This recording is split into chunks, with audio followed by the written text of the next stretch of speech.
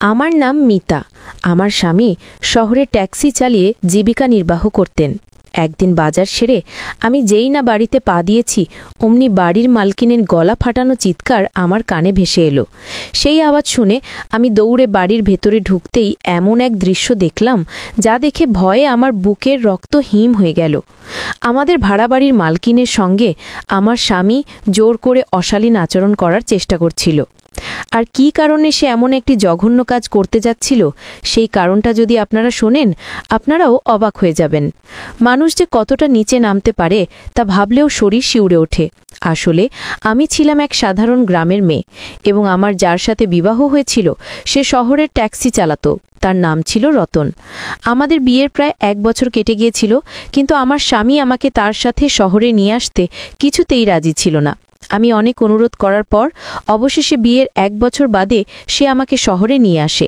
কিন্তু শহরে আনার পরেও তার অদ্ভুত আচরণ বদলায়নি। সে সবসময় আমাকে লম্বা ঘোমটার আড়ালে আমার মুখ লুকিয়ে রাখতে বাধ্য করত। যখন আমার স্বামী বাড়িতে থাকতো না, তখন আমি কিছুটা স্বস্তির নিঃশ্বাস ফেলতাম, একটু স্বাধীনভাবে থাকতাম। কিন্তু সেই বাড়িতে পা রাখার সাথে সাথেই আমাকে ওই অবস্থায় দেখলে আমার ওপর প্রচণ্ড চিৎকার শুরু করে দিত, আর বলতো, এটা তোমার গ্রাম নয়, এটা শহর। এখানে সবসময় নিজেকে আপাদমস্তক ঢেকে রাখবে। আসলে আমি চেহারায় বেশ সুন্দরী ছিলাম, আর সেই কারণেই হয়তো আমার স্বামী সবসময় একটা অজানা ভয়ে ভুগত। তার মনে হতো আমার সুন্দর মুখ দেখে যদি অন্য কোনো পুরুষের মনে খারাপ চিন্তা আসে, তাই সে আমাকে সবসময় ঘুমটা দিয়ে মুখ ঢেকে রাখতে নির্দেশ দিত। কিন্তু আমরা যে বাড়িতে ভাড়া থাকতাম, সেই বাড়ির মালকিনও দেখতে অত্যন্ত রূপবতী ছিলেন। তিনি নিজেকে খুব সুন্দরভাবে গুছিয়ে রাখতেন এবং সবসময় পরিপাটি হয়ে থাকতেন। তিনি প্রায়শই হাতকাটা ও পিঠ খোলা ব্লাউজ পরতেন। এমনকি ওই বৌদির ব্লাউজের পিছনের অংশ এতটাই খোলা থাকত যে তার মসৃণ পিঠ আর কোমর স্পষ্ট দেখা যেত। তিনি খুব পাতলা শাড়ি পরতেন, আর সেই শাড়ির স্বচ্ছতার কারণে তার ভেতরের ব্লাউজটি ফুটে উঠত। অন্যদিকে আমি যেভাবে শাড়ি পরতাম, তাতে কোমর বা পিঠ তো দূরের কথা, আমার মুখটিও কাপড়ের আড়ালে ঢাকা থাকত। ওই বাড়ির মালিক ও মালকিন দুজনেই খুব অমায়িক স্বভাবের ছিলেন। তাদের দুজনের মধ্যেকার গভীর ভালোবাসা দেখে আমার খুব ভালো লাগত।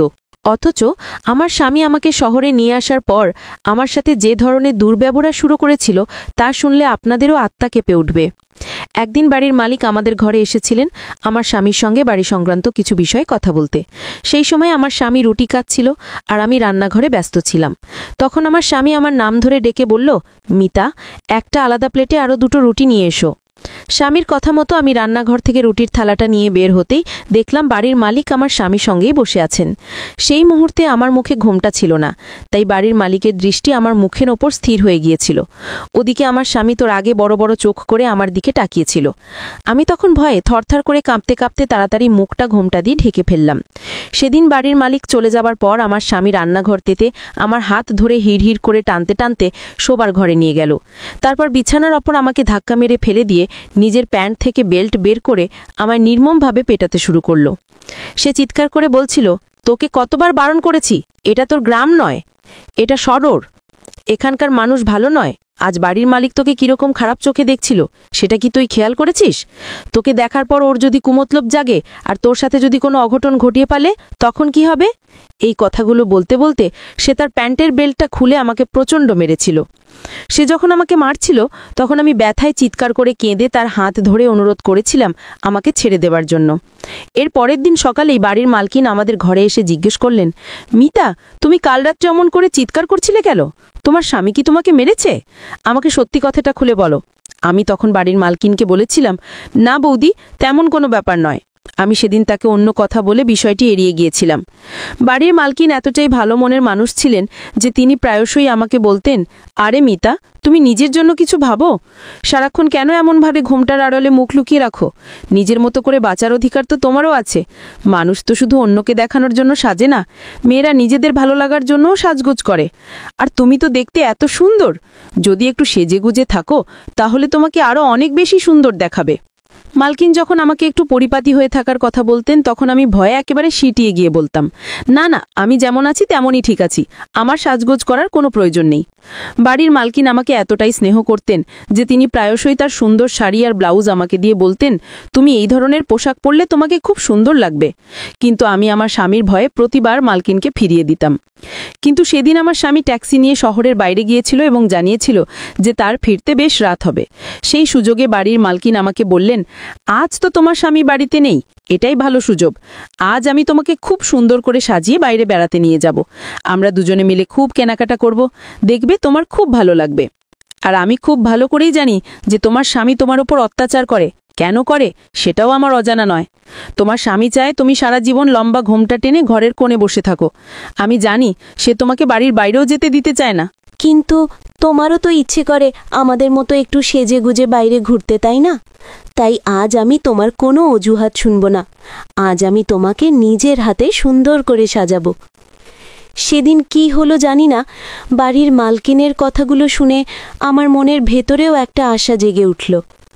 আমারও মনে হলো আমিও তাদের মতো করে সেজেগুজে একটু বাইরের পৃথিবীটা ঘুরে দেখি। তাই সেদিন বাড়ির মালকিনের কথা মেনে নিয়ে তার মতোই সুন্দর করে সেজেগুজে তার সাথে বাইরে ঘুরতে বেরিয়েছিলাম। বাড়ির মালকিন তার একটা হাত কাটা আর পিঠ খোলা ব্লাউজ আমাকে পরতে দিয়েছিলেন। সেই ব্লাউজটা পরার পর আমার পুরো হাত আর পিঠ দেখা যাচ্ছিল, কিন্তু ওই শাড়িটা পরে আমাকে সত্যিই ভীষণ সুন্দর লাগছিল। তারপর সেদিন মালকিনের সাথে সেজেগুজে বেরিয়ে খুব ঘুরলাম। কিন্তু আমরা যখন বাড়ি ফিরে এলাম তখন বাড়ির সামনে পৌঁছে আমার পায়ের নিচের মাটিটাই যেন সরে গেল। আমি দেখলাম আমার স্বামী বাড়ির দরজার সামনেই দাঁড়িয়ে আছে এবং ফোনে কাউকে জিজ্ঞেস করছে, মিতা কি আপনাদের বাড়িতে গেছে? তখনই আমি বুঝতে পারলাম যে আমার স্বামী বাড়িতে ফিরে আমাকে দেখতে না পেয়ে আশেপাশের সবাইকে ফোন করে আমার খোঁজ করছে।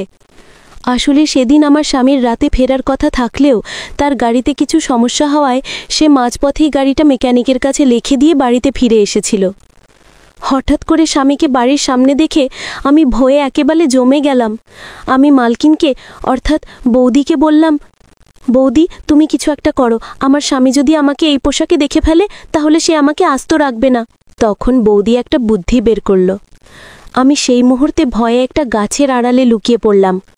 আর বৌদি আমার স্বামীর কাছে গিয়ে জিজ্ঞেস করল, দাদা আপনি এভাবে কাকে খুঁজছেন আর আপনি বাড়ির বাইরে দাঁড়িয়ে আছেন কেন?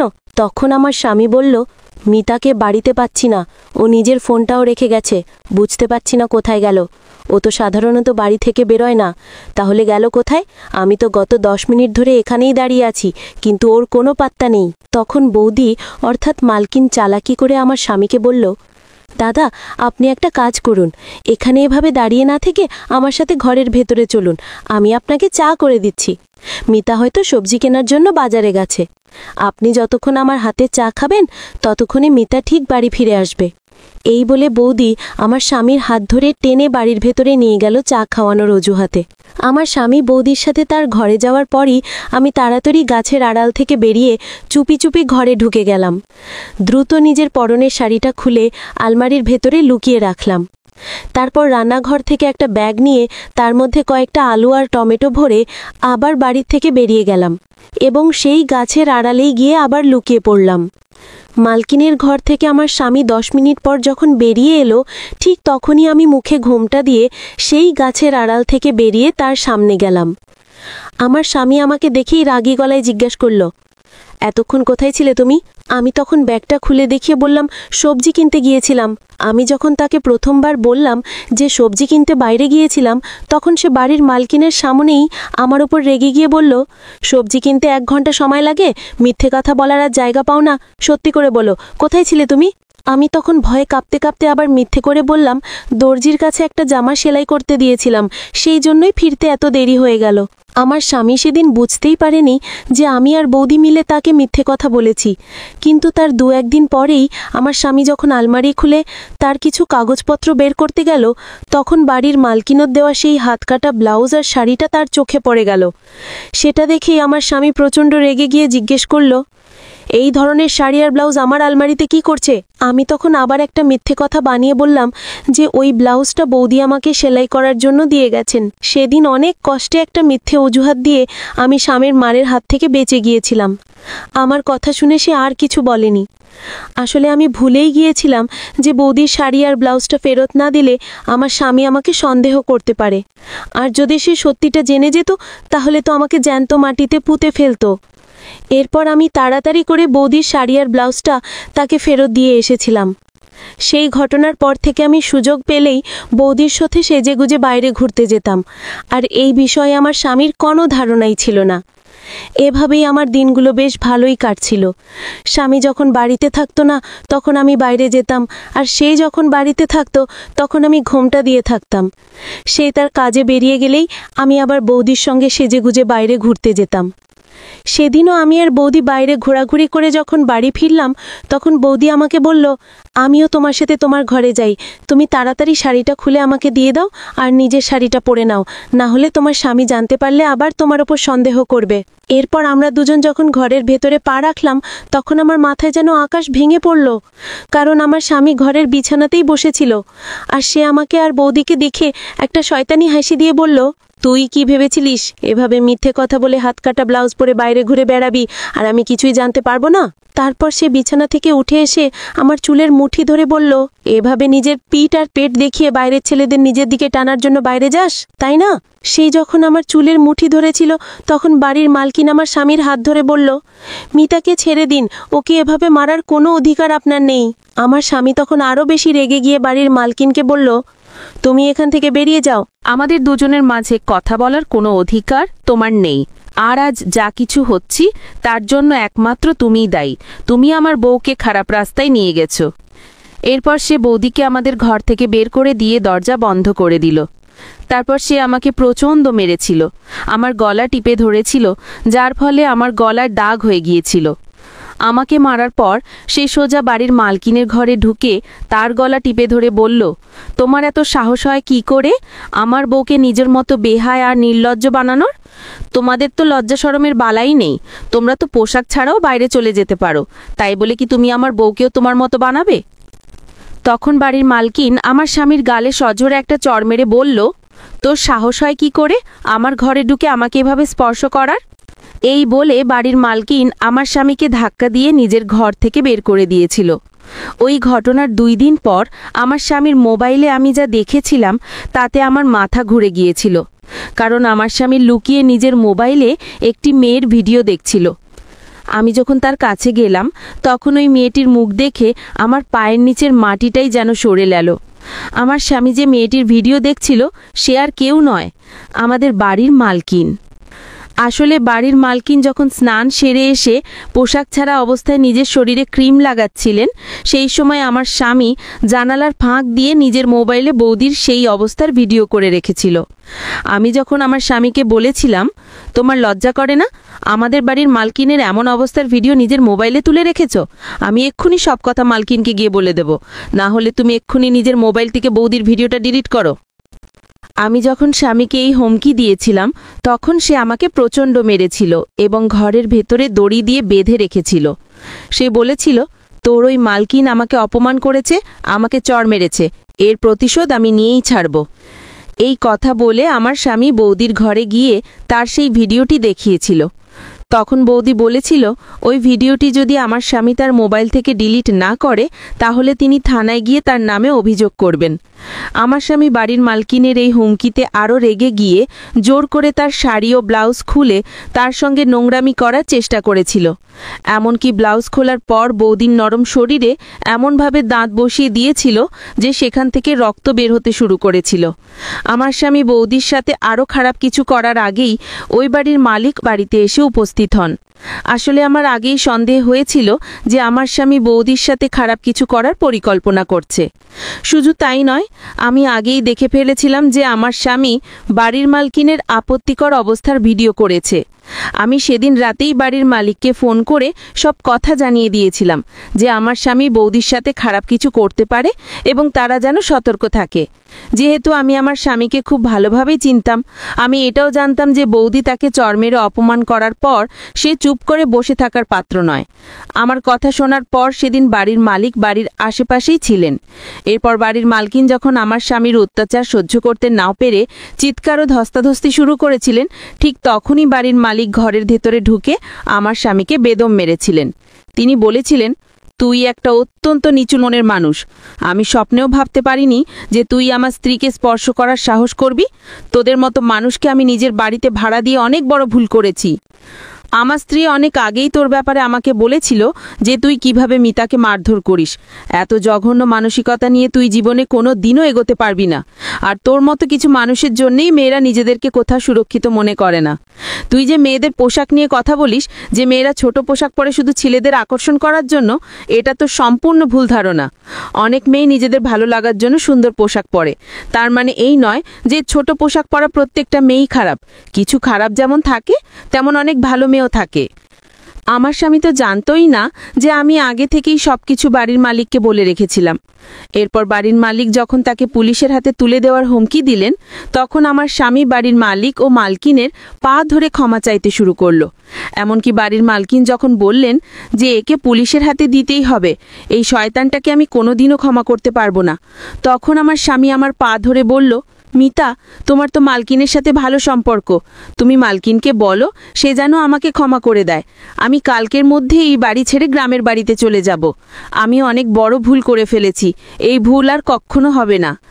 আমিও তখন নিরুপায় হয়ে আমার স্বামীকে ক্ষমা করেছিলাম এবং মালকিনের কাছে হাত জোড় করে অনুরোধ করেছিলাম যেন তিনি আমার স্বামীকে একবারের জন্য ক্ষমা করে দেন। আমারও খুব ইচ্ছা ছিল যে আমার স্বামীকে পুলিশের হাতে তুলে দিই, কিন্তু আমিও যেহেতু অসহায় ছিলাম, তাই আমার আর কিছুই করার ছিল না। বাধ্য হয়েই তাকে ক্ষমা করতে হয়েছিল। ওই সময় বাড়ির মালকিন আমাকে বলেছিলেন, মিতা, তুমি ওই শয়তানটার জন্য আমার কাছে ক্ষমা চাইছো?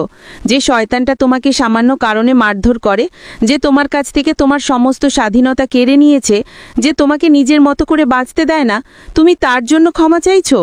তুমি কি এমন একজন মানুষের সঙ্গে সারা জীবন থাকতে পারবে? আমি তখন মালকিনকে বলেছিলাম, মালকিন, আমি গ্রামের মেয়ে। আমার বাবা মা খুব অসহায়। তারা খুব কষ্টে নিজেদের খাবার জোগাড় করেন।